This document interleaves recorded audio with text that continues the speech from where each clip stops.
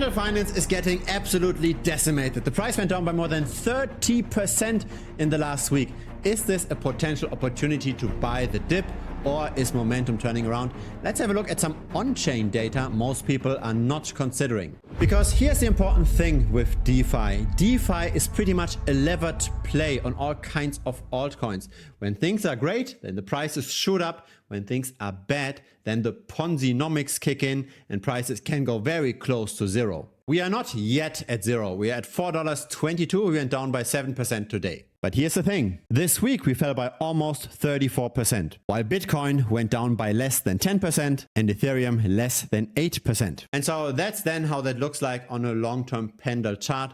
The positive momentum seems to be turning around. Will the dip keep dipping? Let's have a look. Here's an interesting dashboard on Dune.com. So Dune.com. It's a dashboard about Pendle Finance, and it shows us, for example, the amount of M Pendle staked, the amount of E Pendle staked, the PNP locked amount, the EQB locked. We see all kinds of interesting charts. Now, what's interesting about those charts? My main concern is that we haven't seen that much growth in the last 3 months. Pretty much any of those charts shows very little improvement. Have a look at this. This is the total value locked according to DeFi Llama in US dollars. A very nice constant growth curve. But then on the 24th of April, so 1 week ago, this seems to be turning around. Here's the same chart measured in Ethereum, and here the turnaround is even clearer, right? We barely have seen anything like this before. Thus, this drop in the price might be somewhat justified. But again, let's dig deeper. Here is the Pendle liquidity. Quite nice growth in 2023, but since February of this year, pretty much sideways, especially a crash in the last 3 to 4 weeks, right? Quite a massive correction from 7,000 Ethereum down to less than 5,000. There are 3 versions of the Pendle token. There's one on Ethereum, there's one on Arbitrum, and there's one on the Binance Smart Chain. Let's have a look at the number of holders of Pendle over time, or the holders that haven't staked it, right? That still have it in their wallet. Because I built a tool to count those wallets. I built a tool to look at the number of retail investors versus whale investors. Thus, we can distill what is the smart money doing? Because this is how crypto in general works, right? Crypto is a game of skill and luck, and over time money flows from the not so skilled people to the more skilled people. There is some luck involved, but if you play the game for long enough, then skill will persist. And so the people that have more money tend to also be the people that make the better calls.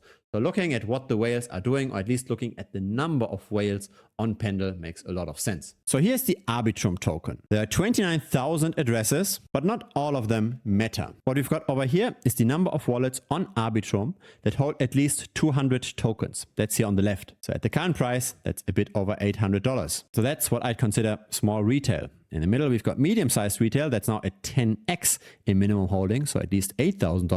On the right side, we've got the whales. That's at least $80,000. Now, do you see how different those charts are? Retail continues to buy and buy and buy. Medium-sized retail stopped buying roughly 1 year ago. And the very heavyweights, they even go down in number. They are exiting. So that's here on Arbitrum. On Ethereum, we've got not as many holders, only 22,000. But when we enter the minimum thresholds, there's actually more capital on Ethereum. Note, this is Arbitrum, right, where we've only got 3,500 retail investors. This is Ethereum, where we've got 6,400 retail investors. Again, retail is buying in. Medium-sized retail is also buying somewhat, but the whales, they completely stopped. And that happened in the middle of February of 2023, so more than a year ago. Last but not least, the Binance Smart Chain, pretty much the same picture. So what can we take from this?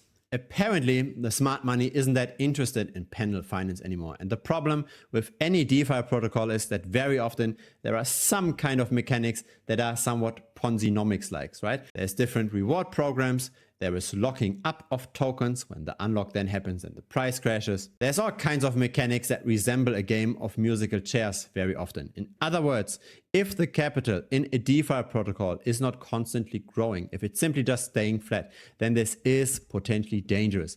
Remember Terra Luna, remember the Anchor protocol. You don't want to be in a DeFi protocol that doesn't see more and more investors growing, especially in a market that's overall not performing that well. I personally stay away from Pendle Finance. I believe at some point this will implode even further. This might have been just the start. But again, maybe this takes another few months. Who knows what the general market is doing. But if the general market doesn't recover from here, then I see very, very dark for Pendle Finance. If it's your first time here, feel free to subscribe. I publish this regularly. A like would be very much appreciated as well. It helps the channel grow. There's also a free Telegram. Feel free to check it out. Link is down below.